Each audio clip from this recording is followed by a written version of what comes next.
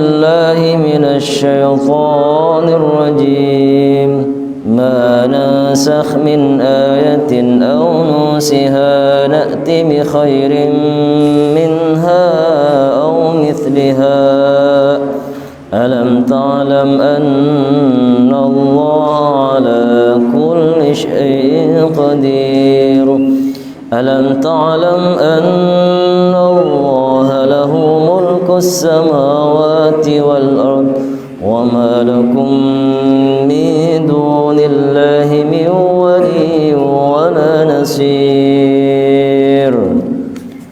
Sadaqallahul azim. Assalamualaikum warahmatullahi wabarakatuh.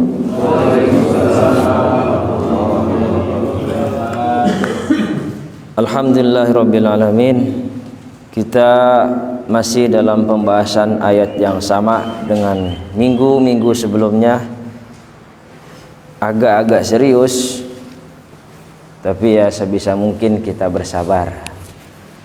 Karena ayatnya ini berkaitan dengan dulu zaman dulu itu Al-Quran dianggap tidak konsisten, inkonsistensi. Pagi ayat ini turun, dinasakh atau ada ayat lain. Nah, dari sisi kenabian, sejarah juga kayak gitu kan. Ada namanya Nabi Adam. Nabi Adam dulu menikahkan anaknya dengan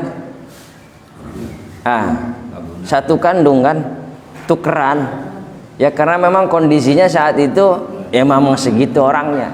Dan kalau syariat ini masih dipertahankan, rasanya Pak Mariono punya anak lah. Laki-laki 2, perempuan 2. Karena nggak mau kemana-mana dikawinin lagi. Kan nggak mungkin kan? Dinasah kan nggak mungkin.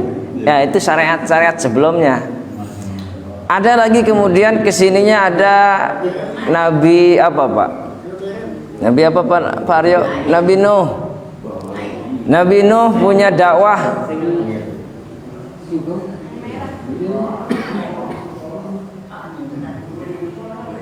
Nabi Nuh punya cara teknik dakwah, masyarakatnya itu berdegul, gak mau terima dakwanya Kanjeng Nabi Nuh. Angkat tangan doa, Rabbi la tadar 'alal ardi minal kafirina tayyara. Ini kalau praktek ini ulama-ulama kita praktekin kayak gini, membangkang kemudian akhirnya apa? Tinggal angkat tangan doa, kubur semua. Kan tidak mungkin kan? Nah, dakwah Nabi Muhammad berbeda. Pergi ke Taif, ditimpukin pakai batu, giginya patah. Malaikat Jabal kemudian mau minta apa? Nabi cuma bilang apa? Berikan hidayah fa innahum la.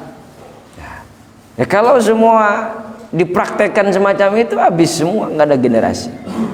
Ada kemudian Kanjeng Nabi Yakub mengawinkan atau menikahi anaknya perempuan itu dengan satu masa. Harusnya kan turun ranjang kalau kita ya. Tapi pada waktu itu adik sama kakak boleh dikawinin dalam satu waktu. Coba aja praktekin sekarang. Kan tidak mungkin kan? Nah itu dinasakh. Itu amaliyah para nabi. Ada lagi kemudian syariatnya para nabi itu, Kanjeng Nabi Musa alaihissalam yang dipertahankan juga masih ada. Contohnya yang kita pakai sekarang apa? Anak laki-laki kalau lahir, perempuan lahir anak laki-laki umur sekian tahun dipotong kulitnya, apa namanya? Sunat. Itu kan ajaran siapa? Ibrahim. Nabi Ibrahim itu pakai kapak bapak nanti. Nah ini kan masih dipertahankan. Nah itu namanya syar'u man qablana. Maka dalam hukum Islam itu ada syar'u man qablana. Yang mutafaq itu pasti Quran, Sunnah, hadis. Quran, Sunnah, ijma, qiyas. Yang mukhtalaf banyak, istishab, al-muslah, al-mursalah dan lain sebagainya. Tapi yang mutafaq semua dari semua kalangan golongan pasti pakai inilah semua. Nah ini ayat berkaitan dengan ini hukum nasakh dan mansukh. Maka Sayyidina Ali itu kalau ada penceramah nggak menguasai ilmu ini suruh turun, apalagi ngomong tafsir. Nah, karena ini berkaitan dengan hukum. Nah, pada zaman dulu juga kayak ini selalu berkecamuk antara nasakh dan mansukh. Maka ulama-ulama terutama Ahlussunnah wal Jamaah, Al-Asyirah, Al-Maturidiyah menggunakan ilmu ini, disepakati bahwa nasikh dan mansukh itu memang ada. Pembahasannya ada. Dan itu masuk kategori akliyah, arti akal ini masih bisa terima gitu. Ayatnya banyak. Wa idza badalna ayatan makana ayah. Ayat ini digantikan dengan ayat ini karena Allah tahu kebutuhan manusia saat itu. Banyaklah kemarin sudah saya ceritakan. Di zaman Nabi Muhammad juga terjadi ini amaliyahnya. Contoh 16, 17, 18 Ibnu Hajar Al-Asqalani 16 bulan. Tapi ulama kemudian mengatakan ada yang 17 atau 18. Jangan ngomong 19 bulan. Manusia saat itu, umat muslim saat itu kalau mau sholat ngadapnya kemana? Kemana? Masjidil Aqsa saat Nabi sudah hijrah dari Mekah ke Madinah. Ya secara antropologi budaya yang mungkin saat itu secara antropologi politik misalnya, karena memang untuk menggait bagaimana rohib-rohib Yahudi itu agar bisa menerima ajaran Kanjeng Nabi Muhammad saat itu, maka kemudian diarahkan kiblat untuk menghadap Palestina. Tapi kan turun ayat Allah kemudian falanuwalliyannaka qiblatan tardhaha. Wah, ini kalau dari sisi sejarahnya di Darussalam itu sudah saya bahas. Pada intinya memang kiblat itu ya memang di Mekah. Nah, ini yang kita obrolin sampai subuh kemarin itu. Inna awwala baiti wudi'a lin-nasi bi Bakkah mubarakah. Andaikan kalau tidak ada Kanjeng Nabi Muhammad, mungkin saat ini kenabian itu adanya di golongan Yahudi di sana. Dan mungkin kiblat kita ini masih mengarah ke Aqsa. Tapi lah dilalah Kanjeng Nabi Muhammad memang nasabnya seperti itu. Tapi lihat secara histori, nasab dan sanad memang ke sana semuanya. Artinya mencakup semuanya. Tidak dipotong secara parsial. Ini disebut Nabi Muhammad itu rahmatan lil alamin. Semua dia lakukan karena memang secara nasab garis keturunan ke situ semua. Perarahan, maka kemudian masuk dalam ranah fikih pun seperti itu. Ada jihad kiblah, ada ainul kiblah dan lain sebagainya. Dan di Indonesia kita nggak bisa ngelihat langsung Ka'bah. Maka kemudian kita hanya apa? Bapak, saya mau tanya, kalau Bapak ngadep kiblat sekarang percis 100% nggak ngadep kiblat? Hah? Percis apa enggak? Enggak. Ya ini kan masih ranahnya ranah fikih, tapi tetap menjurus ke sana semuanya. Saat Nabi kemudian Fathu Mekah, Nabi masuk ke dalam Ka'bah, di sana salat atau tidak, ulama berbeda lagi. Dan ini dah, maka kita meyakini saja bahwa kita ini menghadap kiblat. Semua pasti punya porosnya. Inna awwala baiti wudi'a lin-nasi bi Bakkah mubarakah. Bakkah itu dalam tafsirnya ya memang sudah jelas. Bakkah itu memang lahjahnya, lidahnya orang-orang saat itu mim menjadi ba gitu. Nah, itu kan dari sisi kajian itunya. Tapi dari sisi lain, sucinya Mekah itu, sucinya di mana kalau Mekah adanya? Mekah di mana adanya? Di sono, di Arab Saudi. Arab Saudi menjadi kota suci karena ada Makkah. Di Arab Saudi kan ada banyak, Pak. Ada suci karena ada kota Mekah misalkan. Mekah suci tinggi karena ada Ka'bah. Ka'bah ada karena Nabi Ibrahim. Tuh kan udah. Siapa yang mendirikan, siapa yang ngebangun pertama kali Ka'bah? Tuh kan masih ribut kan. Ini namanya perbedaan. Saya cuma mau ngomong ginilah, hargai perbedaan. Nah, itu aja. Kalau mau ngomong panjang ini masalahnya. Pertama, ada yang mengatakan Ka'bah itu adalah dibuat oleh para malaikat. Ada yang mengatakan yang membangun adalah kanjeng Nabi Adam alaihissalam. Saat diturunkan ke muka bumi, kemudian dia beserta istrinya Ibu Hawa mengakui kesalahan-kesalahannya, sujud 40 tahun, sujud taubat 40 tahun, sujud taubat 40, seraya membaca Rabbana dzalamna anfusana wa illam taghfir lana, karena merasa doanya berdua suami dengan istri. Kalau dosanya sendiri, bapak boleh sujud berlama-lama, dosa sendiri doanya la ilaha subhanaka minadz zalimin, sujud taubat ini namanya. Nabi Ibrahim dosanya 1, sujudnya 40. Nah kita dosa ngebadeg, sujudnya nggak nyampe semenit. Subhana rabbil a'la wa bihamdi, subhana rabbil a'la wa bihamdi, subhana rabbil a'la wa udah baru 3 kali, lama amat imam.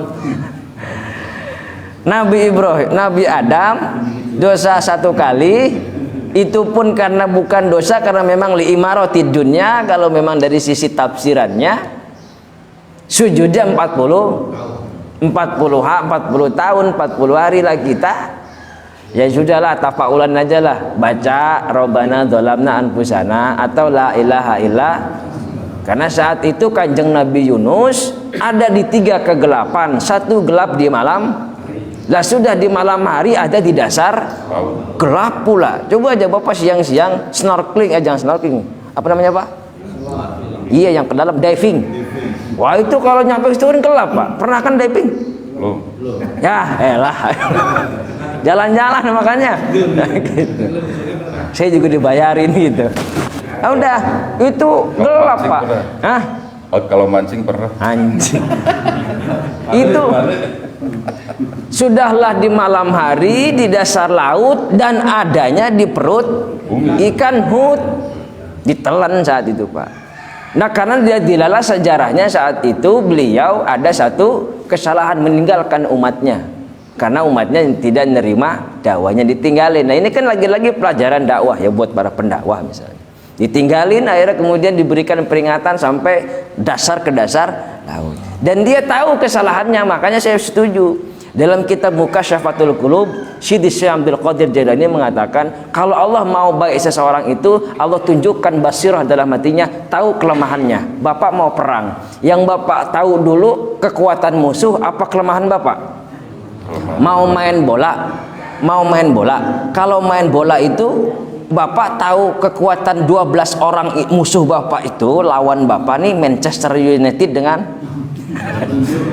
ya misalkan bapak nih satu kesebelasan sepak bola mau bertanding dengan dengan Manchester United. Bapak mau tahu kekuatan dia apa kelemahan bapak main bola? Kelemahan. Ya kalau kekuatan dia mah rasanya baru 2 menit udah 10 gol kayaknya. Tahu dulu kelemahan bapak apa. Tiba-tiba main nyerang aja di belakang nggak debek, sekali serang balik. Nah bapak tahu kelemahan bapak. Itu kalau orang Allah sudah kasih basirah, tahu kelemahan bapak di mana. Nabi Yunus alaihissalam diberikan ini kesalahanmu, seraya dia membaca la ilaha illa anta subhanaka inni kuntu minadz, sujud di dalam perut hut. Dan bapak tinggal sujud, sholat wajibnya, sholat sunahnya, ngerasa punya salah, sujud tahu. Coba itu kan amaliyah. Apalagi yang ada masalah-masalah, man lazimal istighfaro ja'alallahu min kulli dik makhraja, yaitu amaliyah para nabi. Ya nabi aja minta ampun, nabi itu sehari berapa kali minta ampun? Hadis-hadisnya ada yang ngomong 70, ada yang ngomong. Jangan ngomong kalau gitu, kalau ngomong bid'ah berarti 101, satunya bapak bid'ah, 100-nya bapak hilang pahalanya gara-gara 1. Ini batas minimum. Nabi aja 70 atau 100 lah, masa bapak 3 kali udah taubat. Udah selesai, capek. Itu memperbanyak taubat, ribuan kali tak apa-apa. Nah itu belum lagi para nabi syariatnya ada yang sambil sujud, apalagi di zaman kanjeng Nabi Musa syariatnya salah itu kalau bapak mau tobat, ngerasa punya salah kemudian tobat, bunuh diri. Faktuluan, lihat surah Al-Baqarah, faktuluan Pak Nur punya salah. Pak Umar mengakui di depan hakim, ambil pisau arah kiri. Itu syariatnya kayak gitu dulu, dihapus sama Nabi. Nah ini keindahan umat Kanjeng Nabi, umurnya pendek-pendek, amaliyah pahalanya banyak. Coba Paryono hidup di zaman Nabi Musa belum tentu bisa. Masalahnya sekali taubat mesti bunuh, faqtulu anfusakum. Nah ini syariat man qoblana, ada yang dihapus, ada yang. Nah ini berkaitan dengan ayat-ayat Allah Subhanahu wa ta'ala. Penghapusan itu, naskh dan mansukh itu adanya. Kalau Bapak tidak mengakui ini, maka kufur nantinya, bahkan masuk dalam golongan yang lain. Contoh perdebatan dalam kitab Mustasfab Imam Ghazali dengan Abu Muslim yang notabene dari golongan Mu'tazilah. Dalam peristiwa Kanjeng perdebatan, kalau baca kitabnya itu dalam Mustasfab itu kayak orang ngobrol debat. Maka wajarlah dalam sisi akademisi itu orang ngobrol debat itu wajar. Cuman kadang-kadang kalau zaman sekarang orang debat keilmuan yang belum siap itu netizennya. Ini ngomongnya bener, netizennya ngomongnya rame.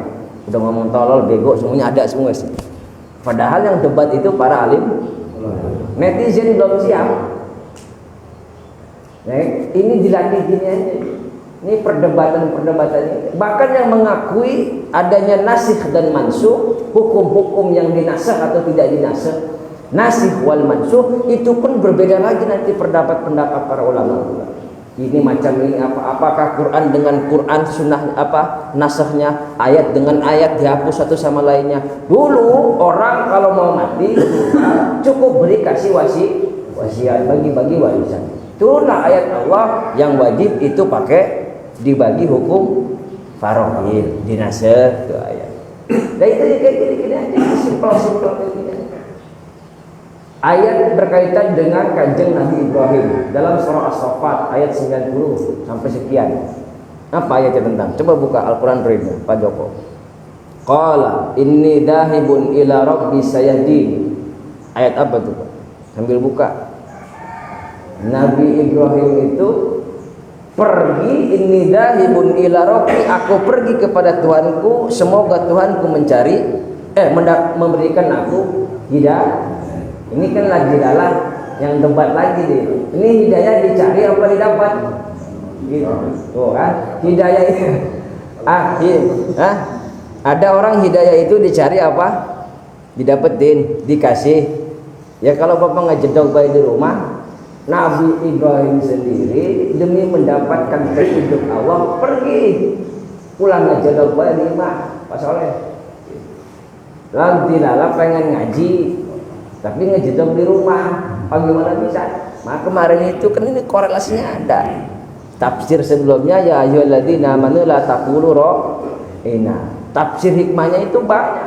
Ngaji online-nya Bapak bagus untuk memperkaya pengetahuan. Tapi sesekali datang ke majelis karena beda. Al-Fathul Azim Asy-Syasawi itu ada pembuka besar di sana. Nadral muallimnya ya Bapak ke kiai saya, ke Habib ke kiai jangan saya, belum cukup saya mah. Itu sudah mendapatkan rahmat, apalagi lah dilala dalam Bukhari Muslim jelas hadisnya. Tidaklah satu kaum mereka berzikir, bermudarasah, bermempelajari, itu malaikat kumpul turun di situ. Illa hafathumul malaikah. Mudah-mudahan aja malaikat ada jam. Kalau kelihatan Bapak terkaget lagi. Bisa pakai basirah kita lihat. Udah ada yakin di situ. Sampai kita bubar, baru mereka bubar. Kayak gitu. Apalagi nggak di subuh, malaikat shift malam sama shift siang itu adanya di subuh. Yang shift malam nanti balik lagi pas di subuh kumpul bareng. Makanya kita disyariatkan. Makanya disyariatkan malaikatun billail wa malaikatun binnahar gitu hadis Pak. Udah aja begitu jangan Pak. Makanya disyariatkan sholat subuhnya pakai jamaah. Nah, itu malaikat itu di situ, aminnya berbeda. Bukan cuma Pak Amin sama Pak Amin berbeda. Nah ini makanya salah satu sholat yang dianggap orang munafik itu dua sholat. Satu sholat isya, dua sholat subuh. sholat subuh. Berat Pak, dicoba aja deh, berat coba. Yang udah biasa aja, ntar nggak biasa lagi berat. Mata kayaknya susah. Inna athqala salat 'alal munafiqin salatul atma ayil isya. Sungguh berat salat buat orang munafik adalah salat isya, wa salatul fajr dan salat subuh. Makanya sekarang fenomena ini bencana di mana-mana bisa jadi. Kalau maghrib malah enggak di mana-mana, di semuanya. Ya kan? Masih seger. Ada yang pulang gawe, ada yang pulang. Tapi coba di subuhnya. Misalnya orang sholat ulang. Hah? Sholat jamaah ulang. Iya, berarti kan tanda-tanda kenifakan ini sudah muncul dan nyata. Subuhnya sepi. Maka dari zaman dulu ada gerakan menghidupkan subuh. Ya mudah-mudahan kita udah berapa tahun nih Pak subuh kayak begini. Itu pun seminggu sekali masih mending daripada orang. Tuh kan kata Pak De orang. Dan itu inna athqala salat 'alal munafiqin salatul atmah ay salatul isya, salat isya dan salat subuh.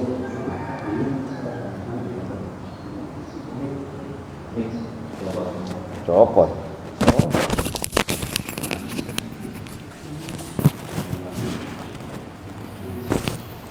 Qala Rabb, udah Pak dibuka ayatnya. Belum. Enggak tahu. Inni dzahibun ila rabbi sayadin. Apa tadi? As-Saffat ayat 90 apa 99 coba cari. Tentang penyembelihan Nabi Ismail. Peristiwa itu. Udah. Pas lagi galau berarti ya. Lagi galau. Iya. Siapanya galau? Kan pas mimpinya kan bimbang. Iya. Ini arafil manam anni atbauka. Ini saya lagi ngomong bukan masalah itu, yaitu bentar khutbah Idul Adha aja. Ini saya lagi ngomong dari sisi hukum, betapa hebatnya ini perdebatan para ulama tentang hukum nasakh dan mansuh. Udah kita meyakini aja bahwa hukum ini ada. Wa idza badalna ayatan makana ayah. Wallahu a'lam bima yunazzil. Allah lebih tahu diturunkan. Ini kalau bahasa kita beginilah. Makanya jangan banyak suudzon dulu, kedepanin husnudzon. Kadang orang A, siapa tahu memang ada maksudnya B di sore. Ada? 90 Pak. Sama amat. Ya. Terus bacain. Saya juga orang hafal masalahnya. Ayo baca. 99. Waqala inni dzahibun ila rabbi sayahdin. Terusin Pak, artiin. Ya. Artinya, wah sari tilawah Pak Marjono. Dan dia berkata, sesungguhnya aku harus pergi pada Tuhanku, dia akan memberi petunjuk kepadaku. Nah itu yang tadi kan sudah kita bahas. Kalau mau dapat hidayah cari, mau ngaji datang. Kadang kebalik, ini gurunya datang ke sono. Manja sih ya. Itu nah hidayah itu gitu dicari. Banyak cara mekanismenya. Pak Haryo senang baca. Lah kali ntar kasapnya nyampe. Kayak gitu. Amin makanya. Hidayah itu di situ. Pak Haryo doyanya begitu ya biarin aja lakenin. Ya kan saya udah bilang-bilang li annal istiqomah tahiyal karomah. Istiqomah itu sendiri adalah sebuah karomah. Karomah bukan kesaktian bisa terbang, bukan. Saya ngomong berkali-kali kalau zikir ini boleh dibuktikan dengan kesaktian, saya terbang dah biar menikmati istiqomah. Itu kayak gitu aja. Hidayah itu dicari, minta petunjuk sama Allah. Dengan cara apa? Bergaul dengan orang-orang soleh. Ini sama Mbak Soleh. Nah kalau bergaulnya berkecimpung di lumpur yang sama ya begitu lagi. Cuman siap-siaplah ketika Bapak hijrah, siap-siap setan akan membegal Bapak di tengah perjalanan, di persimpang jalan selalu. Mulai dijauhin sama teman-teman yang biasanya nenggak botol, sekarang nenggak kopi hitam, gitu kan? Sama Bapak mau berhenti ngerokok, dicengin sama Pak Haryo. Selalu aja begitu di tengah perjalanan. Itu kayak gitu, cari hidayah itu gitu. Udah wajar itu. Akan diasingkan oleh makhluk. Karena begini, ini ngomong tasawuf lah. Allah itu kan maha gaib, tapi wujud. Bapak harus yakini itu. Tapi yu'minuna bil ghaib. Ghaib itu kan Allah di sini. Wa syahidan ghairu ghaib. Tapi maha ada, Allah wujud. Allah kepingin bermesra-mesraan dengan hambanya. Dan kalau ingin bermesra-mesraan bapak suami istri, apa mungkin bapak bermesra-mesraan di sini? Balik kamar bermesra-mesra.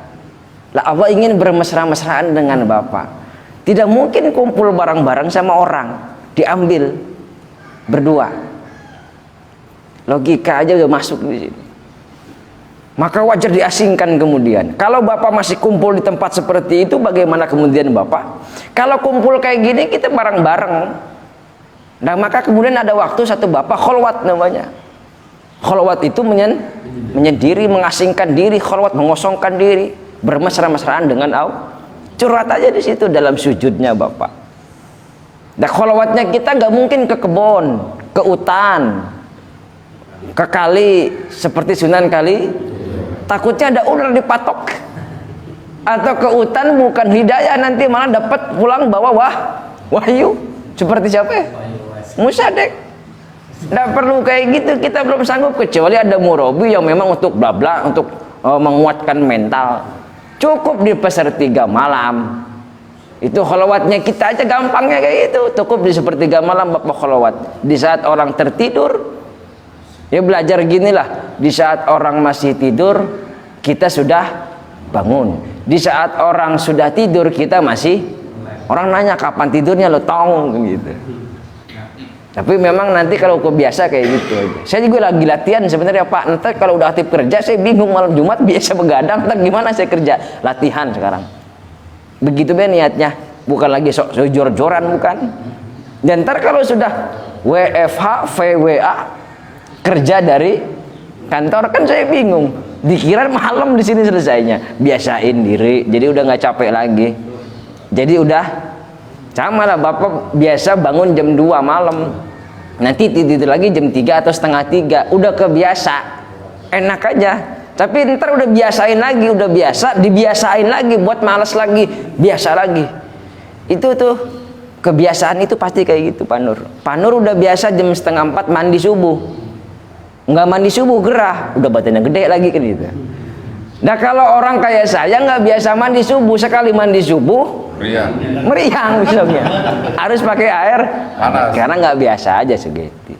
Ngerokok udah biasa ngerokok, nggak ngerokok rasanya nggak enak, apalagi ngopi.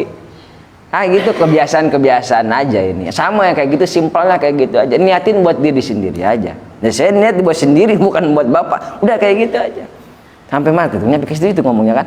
Qala inni dahibun ila rabbi saya din. Terus apa ayatnya?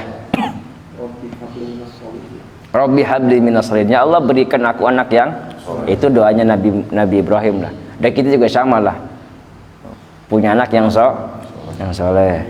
Yang nggak ada lagi harapan bapak kalau mati bapak nggak bawa duit. Kerja buntang banting kayak saya, ntar kerjaan saya nggak bawa pulang, nggak bawa.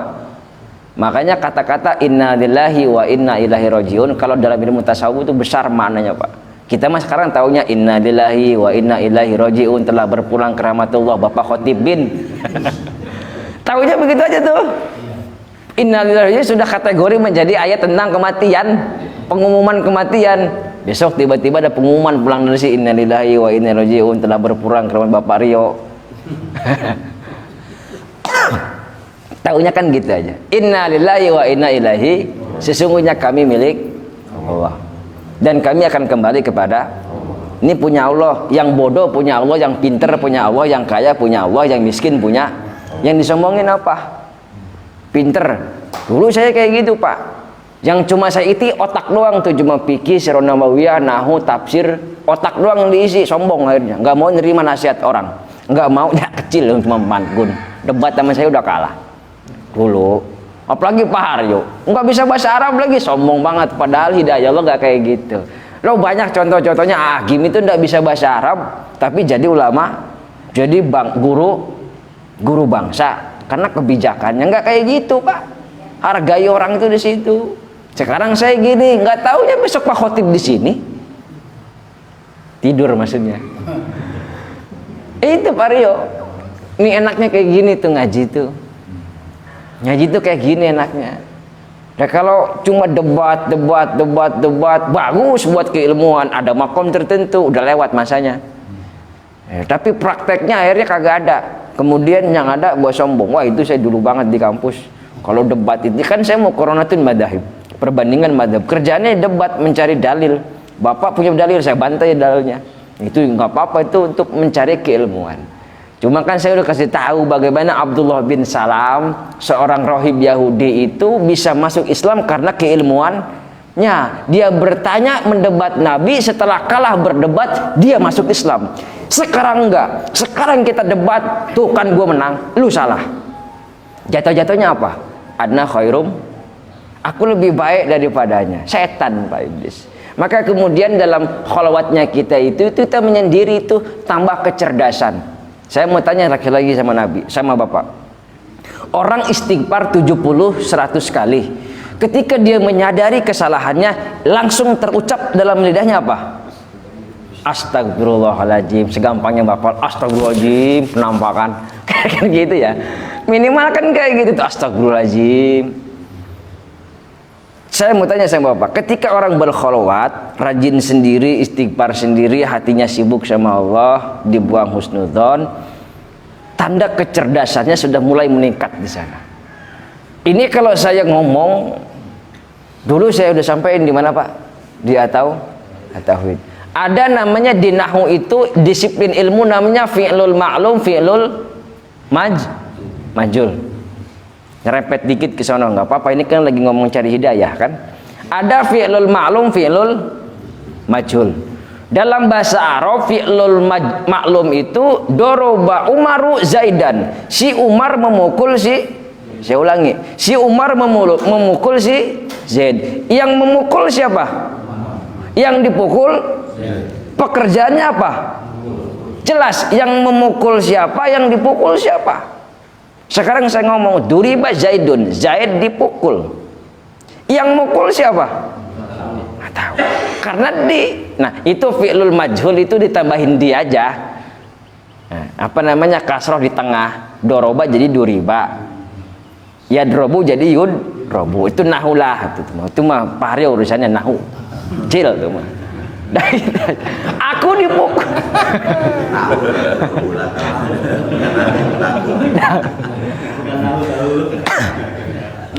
Ladilalah kalau fi'lul maklum itu dari kata alima ya'lam maklum, pekerjaan yang diketahui. Ada jelas predikatnya, ada subjeknya, ada objeknya. Jelas pekerjaan Bapak, jelas siapa yang dikerjain. Itu namanya fi'lul fi'lul maklum itu dari kata alima ya'lam, tahu, mengerti, pinter, alim, ulama. Kebalikannya fi'lul majhul, duliba, kan nggak diketahui, bodoh Pak. Siapa yang mukul Bapak, digaplokin sama orang, siapa yang gaplokin nggak tahu. Pulang dari Jakarta tiba-tiba benyok, dipukul gara-gara demo. Pulang dari sini pulang benyok, bilang begini, ya mengapa Bang dipukulin, nggak tahu pukul sama siapa gitu. Nggak tahu tuh di situ. Itu majhul, namanya jahilah ya, hal bodoh. Ini konsepnya begitu.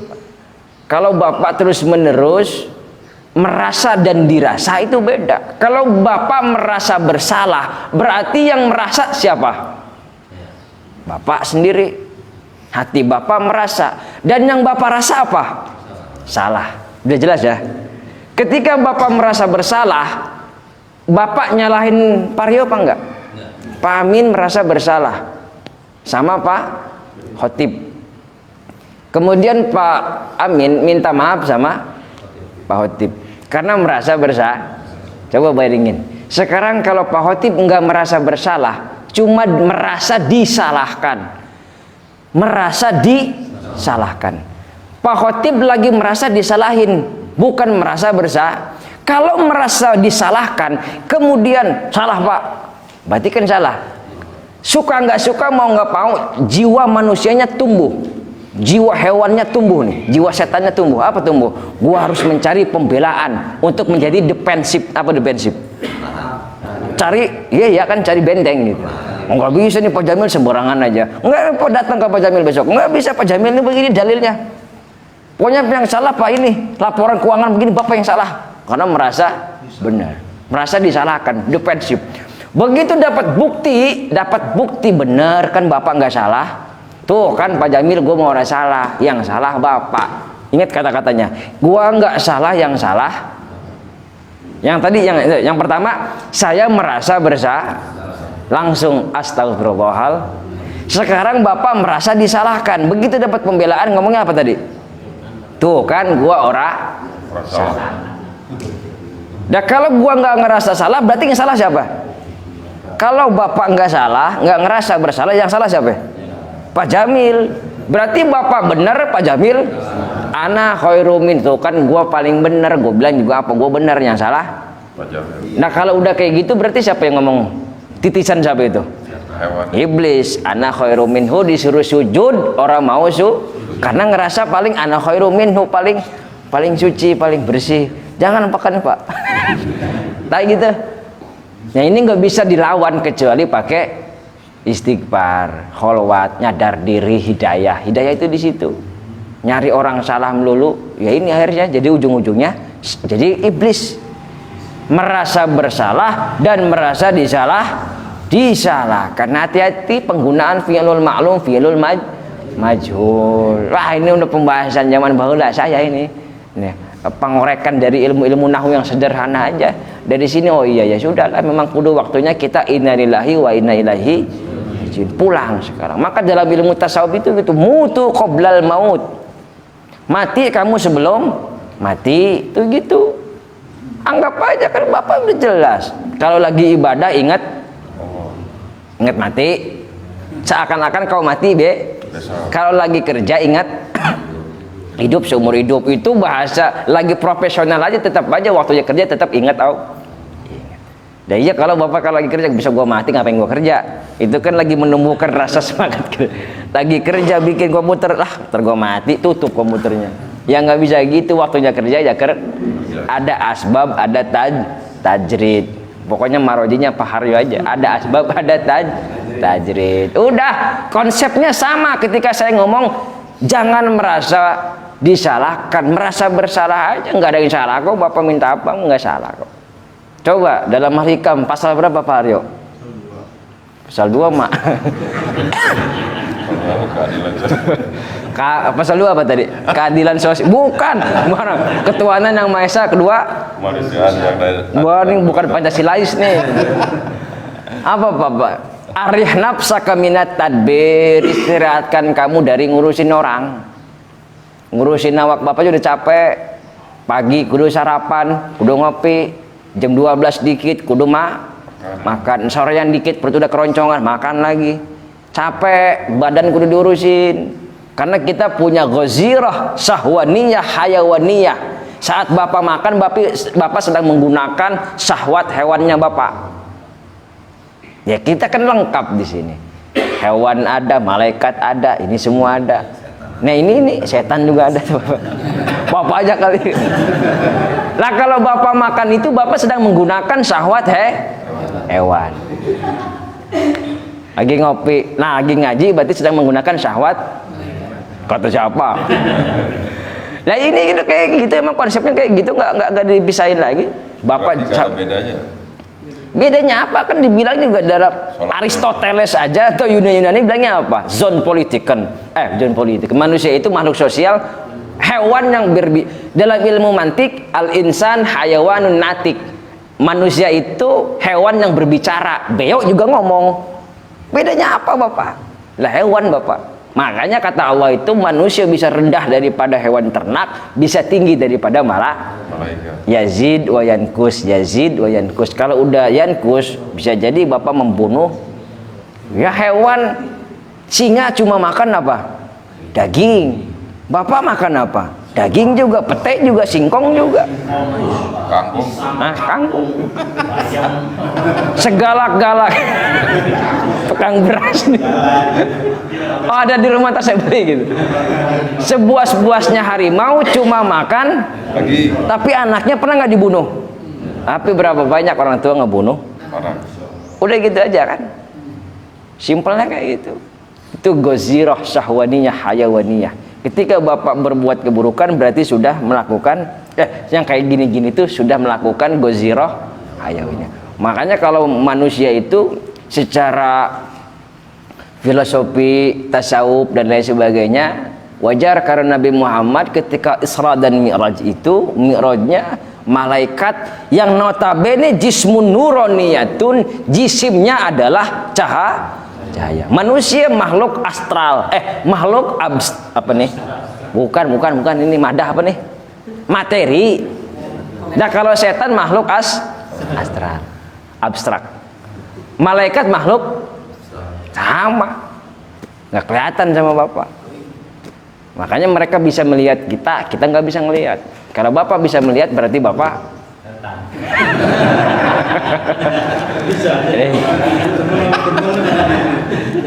nggak bisa. Normalnya kita ini nggak bisa ngeliat makhluk-makhluk kayak gitu.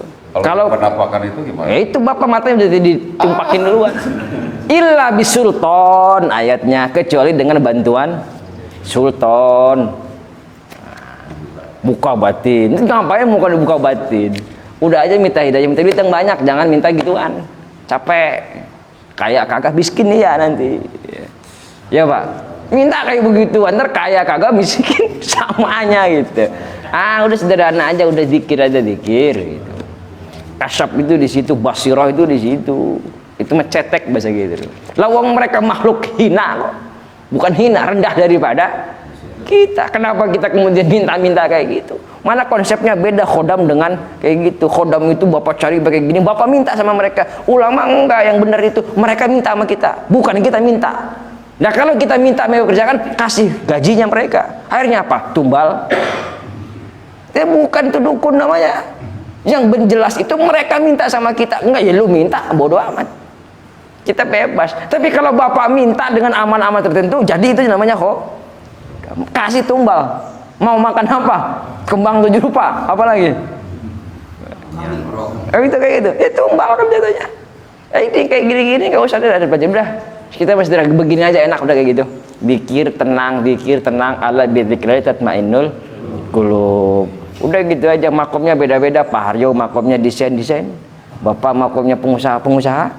Saya makomnya nggak tahu, saya masih kerja juga, masih gini juga. Allah alam, biar aja lah. Qala rabbi inni dahibun ila rabbi sayadin. Biar aja lah, mengalir dulu aja. Kalau kata Pak Gun, seperti aliran air mengalir aja. Itu madhab. Ikutin aja alurnya, prosesnya. Karena kita nggak tahu tajrid dengan asbab kita di mana Pak. Siapa tahu jadi ulama